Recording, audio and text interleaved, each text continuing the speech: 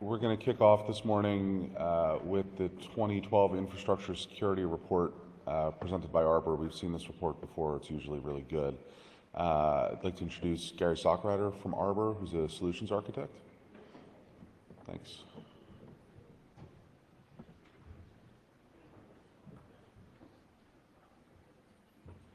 Good morning, everyone. Thank you. It's great to be here. Just a couple of housekeeping notes. This is an overview. This is a 96-page document. If you're familiar with it, feel free to go check it out. You can download it at arbornetworks.com. It's a pretty thorough document, and thanks to any of you out here in the audience who responded to the survey and helped us pull this information together. This is our 8th annual, and we look forward to continuing the tradition. So I'm going to jump right in with some key findings from the survey. As I said, this is an overview. I can't get through a 96-page document here today. I'd be up here all day long. So a couple things I wanted to call out, and we'll go through these in a little bit more detail. So first of all, advanced persistent threats, APTs. I'm sure you guys are familiar with this concept. Been around for a long time. Something interesting that we saw this year in the survey was a keen interest from service providers in APTs. Traditionally, we see this more of an enterprise threat. Hearing service providers' concern about APTs is something new and definitely interesting. I think this revolves around a couple things. Certainly, it's threats within their own network, but also customer concerns and demands. Next, DDoS attack sizes. We track this year over year. We have multiple sources for tracking this, but this is specifically what we hear from our survey respondents. The sizes have plateaued, really. We've seen the largest attack starting in 2010 was about 100 gigabits per second. Since then, we've seen a drop-off in the respondents, telling us the last 2 years running, 60 gigabit per second was a maximum attack size. But we've got some additional data I'll go through, talk about that as well. And then, of course, we're seeing a trend toward more complex and multi-vector attacks. No surprise there. The better we get at defending this stuff, the better they get at coming up with new ways to attack, right? Data centers, again, some pretty alarming numbers here. 94% of data centers are seeing regular DDoS attacks. That's a really high number. We've got some little bit of insight into why that's happening. We'll talk about that in detail as well. And then ideology, again, this year was a primary driver for DDoS. I'm sure if you've been watching in the news, you've seen a lot of this stuff in the press, right? Always hearing anonymous, the financial attacks, the motivation reported to be video on YouTube, offensive to Muslims. So ideology, a major driver again this year. A couple more key findings I want to go through before we get into the details. Mobile providers continue to have challenges in defending their networks, securing their networks. Majority still don't have good visibility into the core. There's a lot of economics driving this. We'll talk about that in detail as well. DNS infrastructure remains vulnerable. This one I'll just give a caveat. We're pretty tough on DNS, and the reason is it's such a critical piece of infrastructure, right? So it's not only vulnerable as an infrastructure, but it can also be used as an attack vector itself. So it's something that when you look at the numbers, you'll see that DNS is probably more secure than most of the other things that we look at, but we're still hard on it because we know it's so critical. IPv6, as I'm sure you're all aware, deployments are really accelerating. 80% of respondents tell us they've already deployed or will by the end of the year. No surprise considering that vast majority of respondents are service providers, carriers, network operators. And then lastly, a few bullet points around operational security and law enforcement. As usual, we're hearing that a lot of incidents go unreported, and there's some good reasons for that, so we'll talk about that as well. All right, so let's talk about APTs first. As I said, this is something that's been around for a while, and sorry for the eye chart. I don't know if you can read all the numbers here, but as I said, you can pull down the survey yourself and get all the details. What we see, a couple things. We see botted compromised hosts. We see a lot of experience of APTs in the networks themselves. We've asked people what they've seen in their networks over the last 12 months. We're seeing that on the carrier networks as well as their corporate networks. We also are hearing a greater concern. So even though we're seeing these threats, we're hearing more and more concern about the future and what these threats are going to be in the future. So, like I said before, in the enterprise, that's not so surprising. It's a little surprising to us to hear such a high level of concern over APTs in the carrier networks. The DDoS threat, again, is top of mind share. For the top 5 threats seen in the last 12 months, all related around denial of service. We asked people about looking forward in the next 12 months. Again, top 4 concerns. So, this is a clear trend. We saw very similar results last year, but it tells us that the threat persists. It hasn't gone away. One really interesting piece of data we pulled out here is misconfiguration. So when we ask people about threats and concerns or things they've seen that cause problems in the last year, the misconfiguration is very high on the list, right? So a lot of people are seeing problems due to misconfiguration. But when we ask them about what they're worried about in the future, misconfiguration comes in pretty low, right?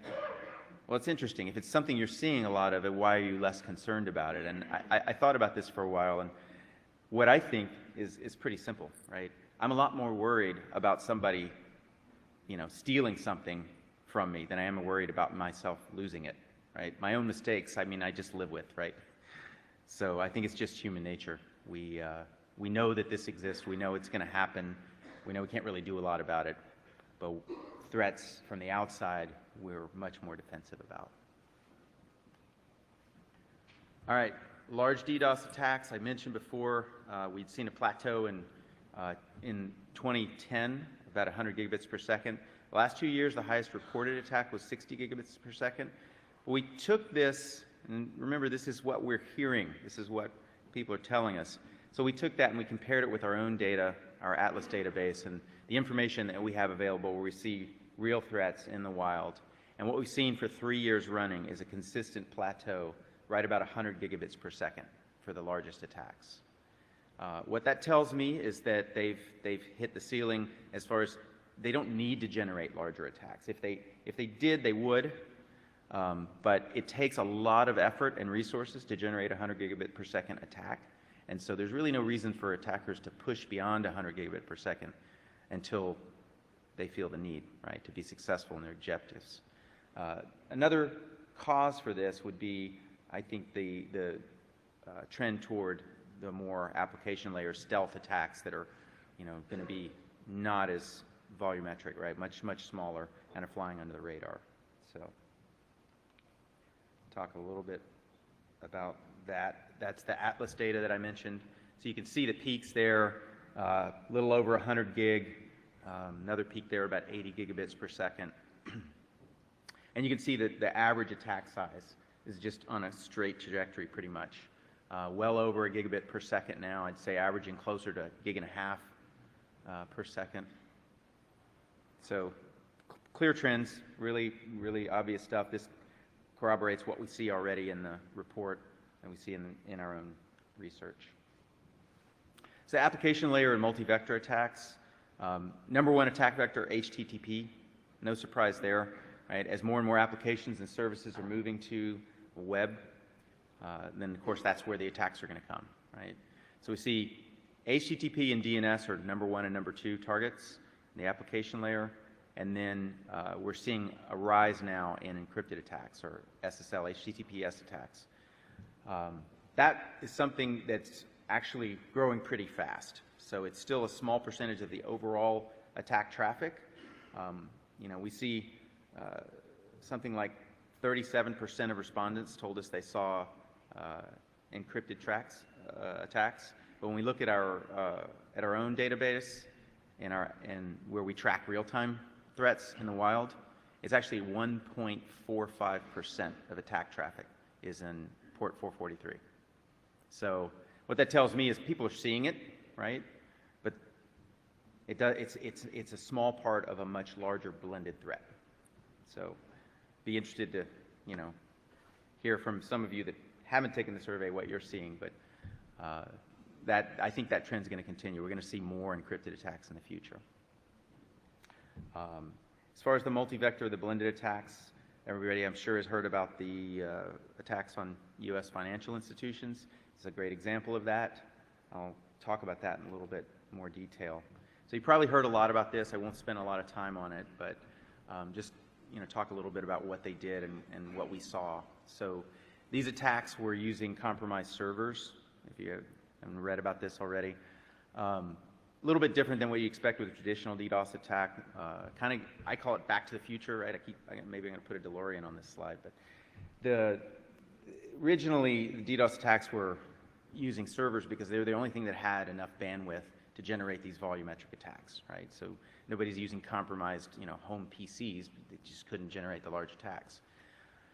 That trend died off years ago, and people went to much more widely distributed botnets, maybe tens of thousands of compromised hosts being used to generate volumetric attacks.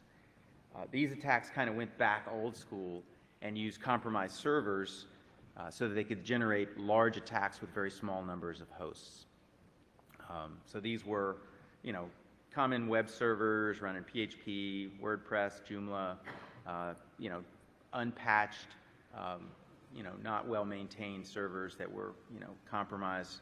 Applications were compromised, and then they were able to control these without establishing a traditional command and control network. So that made for a very nimble ability to rapidly change attack vectors.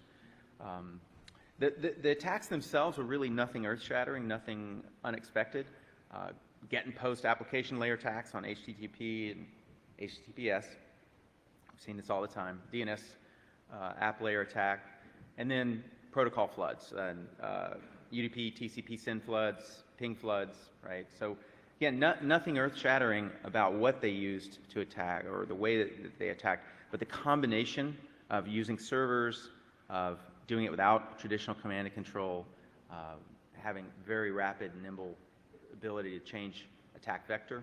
So we'd see attacks begin, countermeasures deployed, right? Attack traffic is dropped, and then almost immediately after a countermeasure is effectively deployed, attack vectors would change. So this meant that they were very focused. They were using monitoring tools. They knew what was happening. They knew when the countermeasures were effective, when the attacks were defended, and very rapidly changed gears to hit another vector, another port, another application, and maintain the attack, keep the sites down. Very high bandwidth and packet rates from single sources. Again, because of the fact that they use compromised servers sitting in data centers, high bandwidth, high-powered machines, right? So it just showed a lot of intelligence in the way they put all this stuff together and how they were able to maintain it. And of course, as you know, these attacks have gone on for months. They're now, taking a break. I don't think that's going to last. Personally, we'll see. There's, the purported motivation is videos that are still out there. But anyway, we're not really in the game of attribution, right? We'll leave that to law enforcement. All right, so we look at the overall attack targets. We see that customers are the vast majority of the target. So this is, again, sort of a shift, right? What we've seen in the past was a lot of infrastructure targeted in the carriers and network operators. That infrastructure really today has largely been protected, right? So teams have done a great job of protecting it, making sure that it's not vulnerable, that their networks are going to stay up. But then what happens is, okay, it's a transit network, right? So the attacks come in, their infrastructure is secure, so they're going to target something that's not, and that something that's not is the customers. So no surprise that the vast majority of respondents tell us that customers are the most common target. When we asked about what types of customers are being targeted, this was kind of interesting, right? So you'd think, you've been reading the news and you hear about the banks being attacked and all this stuff, that, you know, financials, and you hear about government being attacked. Anonymous has taken on the government in multiple areas this year, in the past year. It turns out that those are actually much lower, like 5th and 6th place. So the primary targets are still where the money is, right? It's e-commerce, it's business. So I think there's a little bit of a disconnect in what you see in the media versus what's happening in reality. And I think there's some good reasons for that. When it's you know, something that's highly public, you know, financial services are highly regulated. They have to report this stuff. They can't really hide it. Everybody notices when their bank website goes down, right? But when it's an attack on, you know, a business for financial gain, they don't really want to disclose that information, and they're not going to if they don't have to. So it doesn't tend to make as much of a splash in the news, so we don't hear about it. Data center, we're seeing a huge increase in attacks in the data center. Again, this is not surprising to me. If you talk to anybody, you know, with a C at the beginning of their title, or now I shouldn't pick on our executives, but actually, if you just talked about anybody who wants to talk about technology these days, you can't have a conversation without the word cloud popping out 100,000 times, right? So everything's cloud, cloud, cloud. Well, what does that really mean? That means putting stuff in data centers, right? Well, when we move things to the data center and this whole cloud strategy, there's some pretty clear economic drivers around that say it's about shared infrastructure, it's about time to market, it's about reducing cost. You don't hear a lot of people say it's about improving security, right? So security in the cloud tends to be, you know, the last thing we think about. And it's not, I'm not picking on data center operators. You know, it's the enterprises that are hosting their applications in the cloud and not planning for security, but rather just trying to focus on getting costs down, right? So we're seeing a huge increase in DDoS attacks impacting the data center. No surprise there when you look at the dynamics of it. So mitigation there, we see some improvements, still some areas for concern. An increase in the use of DDoS mitigation systems in the data center is a good thing. Decrease in black holing of traffic, that's a good thing. So it seems like there's some focus on maintaining serviceability. We know that there's an impact and there's a cost to this. The one thing that surprised us, we saw a big increase in the use of firewalls in the data center for DDoS mitigation, which, you know, even next generation firewalls have, you know, some serious vulnerabilities when it comes to DDoS attacks, right? State exhaustion attacks can pretty easily overwhelm these devices. When we asked about motivations, I talked a little bit about this before. People tell us the number one motivations are ideological, right? It's personal beliefs driving this stuff. We do see, you know, attacks motivated by extortion, right? I talked about advanced persistent threats. People are using DDoS as a smokescreen for, you know, data exfiltration, for financial gain, for other purposes. So, you know, DDoS is just another piece of that advanced persistent threat toolbox. But the one thing we know is the more motivations to do this, the higher the risk it's going to happen, right? Mobile is an interesting area. You know, more and more traffic moving on to the mobile networks. You know, I know probably a lot of you guys have, you know, you tether your phone to your laptop when you're traveling, or you have a little MiFi card, something like that, right? People are using more and more, moving more and more traffic onto the mobile networks. I know in my area, you know, we have a carrier now who's offering $50 a month LTE-based home internet, right? You drop a little box in your house and put your router behind it, and that's it, right? And it's nice and fast and reasonably priced, and every device in your house is now riding on the mobile carrier's network, right? These networks are under a lot of pressures.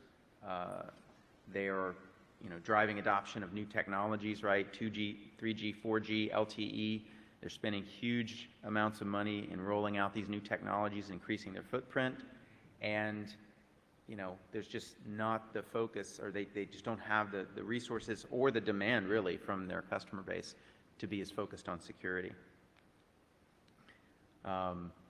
So what we find is they don't have great visibility into their traffic. When we ask them if they're seeing threats and attacks, the answer is usually no, I don't see any threats and attacks. And then we ask them what they see and how they see it, and the answer is, oh well, I don't see much of anything. So it's a lack of visibility in the networks, and so that's a problem, right? If you can't see the attacks, you can't do anything about them. We ask people about how they're doing it, what they're using. Often they're just using syslogs from vendor equipment, not even necessarily security equipment.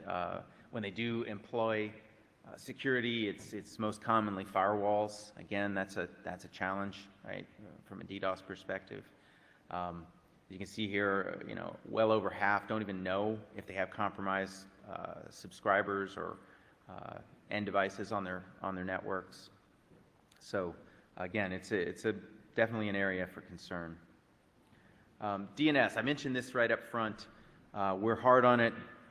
Actually, DNS operators are doing a pretty good job on the whole. It's funny. We call out here, I have to pick on our own slides here, but 19% of the DNS operators have no dedicated security team responsible solely for DNS. I mean, think about that. We're expecting a dedicated security team for one application, right? The fact that 81% do have dedicated security teams just for DNS, that's awesome. That's fantastic. Okay, so we pick on it. I mean, it's just because it's so critical, right? We know that there are still some vulnerabilities there. 3/4 have good visibility at layer 3 and 4. That's fantastic news.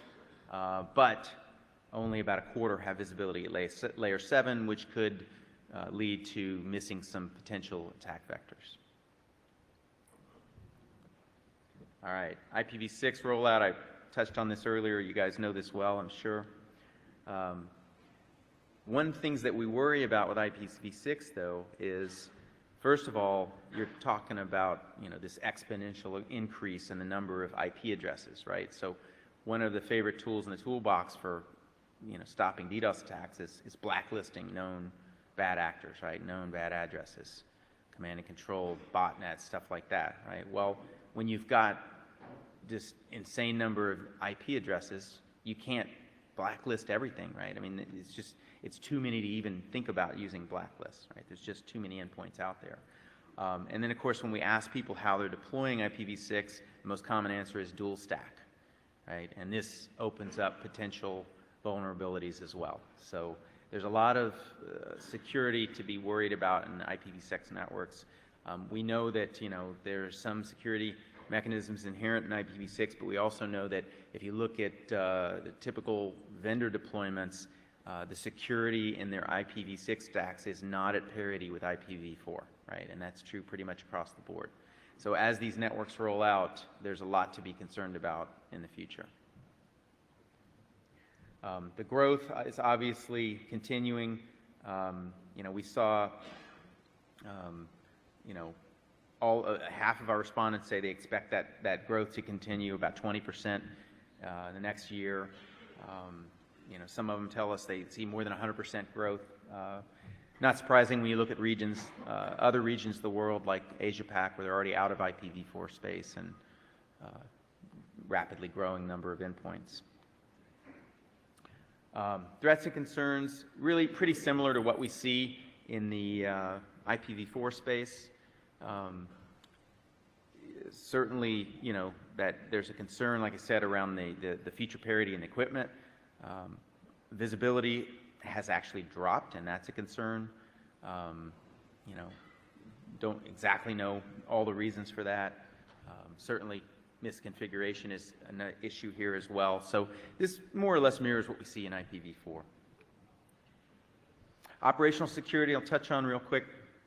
About 1/4 said they have no dedicated security resources, and this is actually an increase over last year. This was one of the most surprising things that I saw, is that organizations actually are decreasing the size of their dedicated security teams. I really think the main driver for this is the economy, right? We look, economy's been down for, a lot of years, several years now, right? And resources are just tight, right? And good qualified security people are hard to find and to keep. And so I think that's an area that's dropped off a bit, unfortunately. We ask people about why. They cite OpEx and CapEx reasons, right? So it's just lack of resources. I think the economy's tightened everything up, and people are having a hard time maintaining the investment in security. Talked about attack and defense readiness. About half of the respondents told us they never practiced incident handling. That's not good, but it's actually better than last year, believe it or not. So it's an improvement, but it's still only about half. What's interesting about that, if you look at, again, I'll reference back to these financial attacks. If you figure that half the people defending these hadn't been running drills, going through practicing, preparedness with the teams, well, I can tell you that after 3-4 months of continuous attacks, they're well practiced now, very well practiced now. So you don't really want to be practicing on the job in this sense. You're going to be much better able to defend. And if you look again at the trend in that, back in September when the attack started, sites were going down and staying down. By December, January, sites were staying up under attack, right? Teams were practicing. They got really good at it. Talk about law enforcement real quick. More than half of respondents do not refer security incidents to law enforcement. There's a lot of reasons around this. When we ask them, they tell us different things. They don't think that law enforcement will do anything, or it's against company policy, or maybe it's just lack of time and resources. What's interesting to me, a couple things here, is they believe, we get a strong response saying that they believe that government has a positive role to play, but then when we ask them if government is doing enough or if they're doing a good job, the majority say no. So it's kind of an interesting response there. We think they should, they can, but they don't. And then lastly, when we talk about why people don't refer incidents, talk to a number of people about this, and it's really pretty straightforward. After the first time you've done it, you realize what an incredible resource drain it is. Engaging law enforcement or government in an incident really puts a huge burden on an organization, and so people are shy about doing it once they've done it, because if you don't have the resources, if you're and as we heard in the last metrics, security teams are shrinking, right? Then they're really reticent to turn it over and get law enforcement involved and increase that burden. All right, so I'm about out of time. I just wanted to give you some quick demographics here. We really got a pretty good swath for this survey. We get people from around the globe. About 2/3 of our respondents are hands-on people, network operators, security engineers, analysts, architects, and then close to 30% are management and executives. We asked, what types of organizations these responses are coming from. You can see it comes across the board, but 75% is service providers, and then the rest would be government, education, enterprise, et cetera. Survey is a one-year survey, but it runs from September to October, so it's not calendar year. So if any of the statistics aren't making sense to you, you're thinking, wait, I saw this in 2012. Well, you might have seen it after October when we closed out the survey. 130 unique respondent organizations, so we weed out duplicates, we weed out people that started and then didn't finish the survey. But again, thank you to anyone here that did take our survey, and encourage anyone that hasn't to please participate in the future. And then last, we asked what sorts of services the respondents are running, and you can see the good news is organizations are taking advantage of the networks and offering lots of services on top of them. Most respondents are running multiple services, everything from DNS to hosting. In fact, hosting was the top spot. hosting and colo services. So, you know, it's a lot of services being offered. Of course, the more services you're offering, the more applications and the more vulnerabilities, the more infrastructure, right? So that's pretty much it. I'm right on time, I think. Thank you so much, and get some more coffee. It's early. All right.